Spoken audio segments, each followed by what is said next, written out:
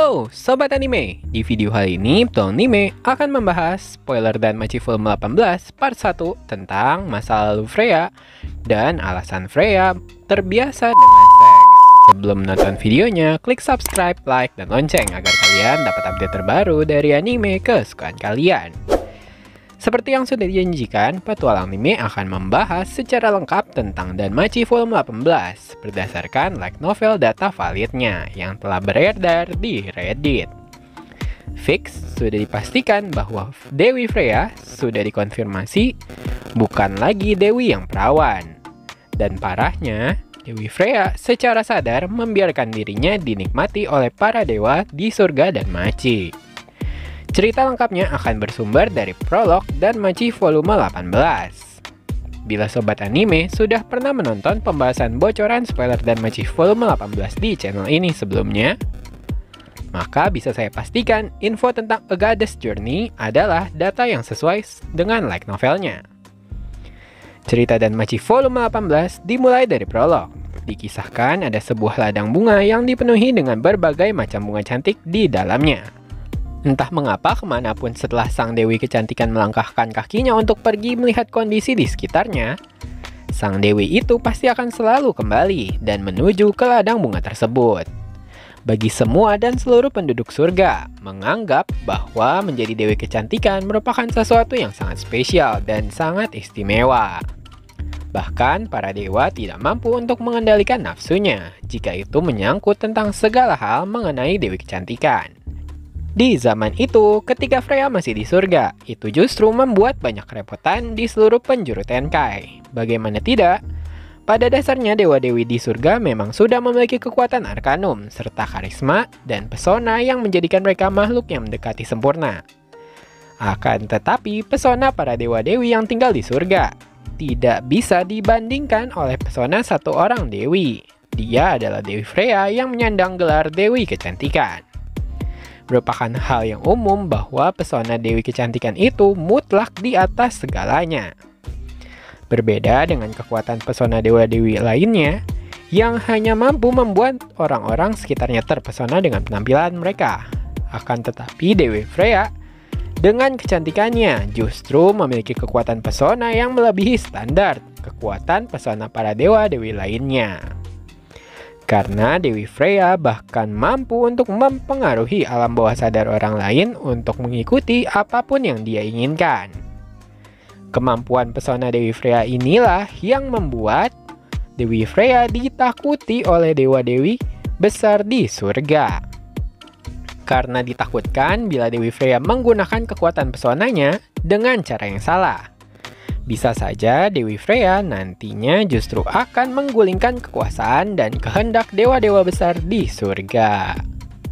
Melihat ancaman serius yang bisa saja merusak tatanan surga, bila dibiarkan begitu saja, para dewa besar lalu saling berdiskusi untuk mencari cara untuk mencegah tragedi besar yang bisa saja terjadi di masa depan. Hasil dari negosiasi itu, para dewa-dewa besar sepakat hanya ada beberapa cara untuk menanggulangi kekuatan pesona dari Dewi Freya. Yaitu cara pertama dengan menghancurkan sang Dewi Kecantikan itu sepenuhnya. Atau cara kedua dengan memanjakan sang Dewi Kecantikan layaknya putri. Sehingga Dewi Freya tidak akan pernah berpikir untuk menggulingkan kekuasaan di surga. Metode pertama yaitu cara menghancurkan Dewi Freya sepenuhnya dianggap terlalu radikal. Karena bila salah langkah, bisa saja tindakan pencegahan penggulingan kekuasaan di surga justru akan menjadi pemicu perang besar, perpecahan antara seluruh dewa-dewi di surga. Merasa dua metode diskusi memiliki resiko yang dapat merugikan stabilitas dan keamanan di surga, akhirnya para dewa kepala sepakat untuk mencegah disalahgunakannya kekuatan pesona Dewi Freya di masa depan. Dengan cara menggunakan dan mengutus Dewi Perawan sebagai metode terbaik untuk membatasi tindakan dari Dewi Kecantikan yaitu Dewi Freya. Sayangnya, kebijakan para dewa kepala yang mengutus Dewi Perawan untuk membatasi pergerakan Dewi Freya berujung sia-sia. Dikarenakan kekuatan pesona Dewi Freya jauh melebihi ekspektasi mereka.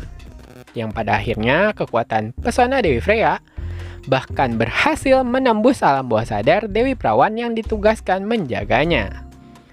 Sekalipun Dewi Freya berhasil menembus alam bawah sadar Dewi Perawan di sekitarnya, akan tetapi kekuatan pesona Dewi Freya ternyata memiliki kelemahan, yaitu kekuatan pesona Dewi Freya tidak mampu menembus 3 Dewi Perawan yang berada di Olympus, yakni Dewi Hestia, Dewi Artemis, dan Dewi Athena. Para dewa kepala menganggap kekuatan pesona Dewi Freya merupakan hal yang tidak masuk akal dan hanya akan membawa masalah. Namun di sisi lain, mereka tidak memikirkan secara individual apakah kekuatan pesona yang dimiliki Dewi Freya merupakan hal yang diinginkannya, atau bertolak belakang dengan keinginan Dewi Freya. Para dewa kepala hanya melihat kemampuan pesona Dewi Freya hal yang luar biasa dan istimewa. Tidak sanggup mencari cara lain mencegah tindakan Dewi Freya, akhirnya para dewa kepala membiarkan hidup Dewi Freya di Tenkai layaknya di surga. Dengan segala sesuatu yang diinginkan Dewi Freya akan dikabulkan tanpa peduli seberapa sulit pun permintaan sang Dewi kecantikan itu. Itu semata-mata demi mengurungkan pemikiran Freya layaknya penjara yang dipenuhi dengan kepuasan.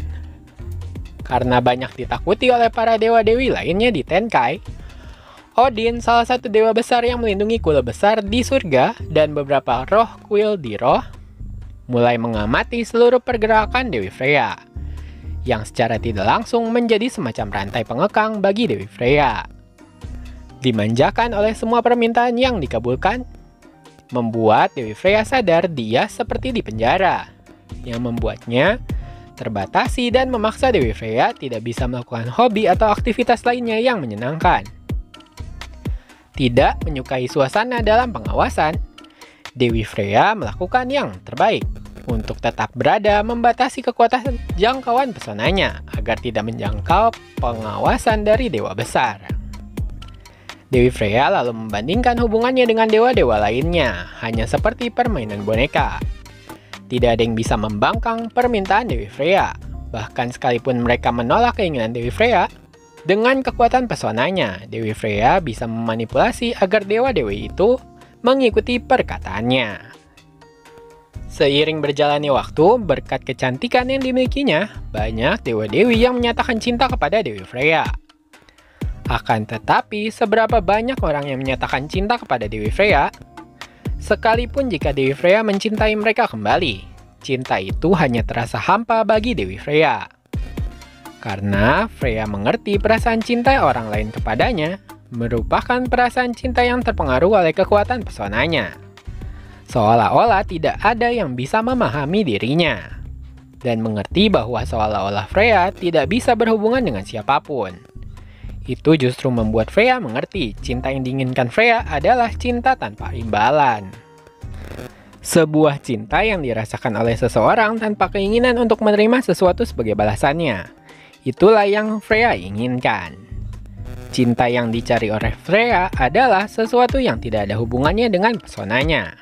Tetapi selama Freya adalah dewi kecantikan itu adalah sesuatu yang ditakdirkan untuk tidak pernah Freya miliki. Kejadian itu adalah rantai abadi yang dimiliki dirinya sejak dia lahir. Maka itu Dewi Freya sadar dia tidak akan pernah bisa melarikan diri. Sebelum Freya mendapatkan jawaban atas masalahnya, Freya akhirnya malah menjadi budak yang haus akan keinginannya mencari tentang cinta. Freya berpikir pada dirinya sendiri bahwa dia tidak dapat mengingat kapan terakhir kali dia benar-benar tersenyum dari lubuk hatinya.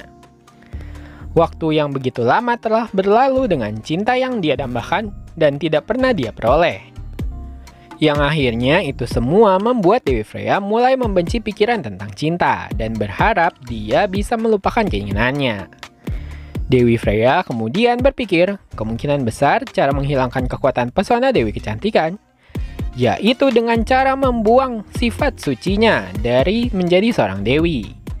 Mengingat kalimat dari buku yang pernah dibacanya yang bertuliskan cinta itu indah, Dewi Freya akhirnya mencapai kesimpulan, mungkin dengan melakukan tindakan kebalikan yang dianggap suci dan indah, bisa membuat Dewi Freya lepas dari kekuatan pesona Dewi Kecantikannya.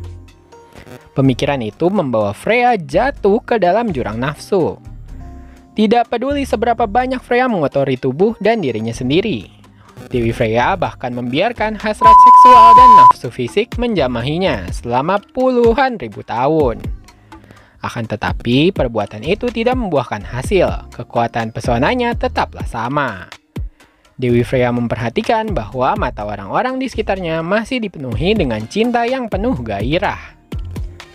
Dan terlepas dari semua usahanya, tidak ada yang dapat membuat Freya lepas dari jeratan kemampuan mutlak pesonanya. Nah, sekian rincian spoiler dan Machi Film 18 part 1, awal dari keputusan Freya yang membiarkan dirinya jatuh ke dalam jurang nafsu. Selanjutnya akan ada part 2. Bagi sobat anime yang ingin support channel Petualang Anime, dapat nyawer Petualang Anime melalui link saweria di deskripsi video. Sebagai penutup, kalau kata pepatah, tak kenal maka kata sayang. Kalau kata Petualang Anime, tidak subscribe, tidak tayang. Jangan lupa subscribe, like, dan komen agar Petualang Anime dapat semangat untuk menayangkan video-video menarik tentang anime kesukaan kalian. Terima kasih sudah menonton, sampai jumpa.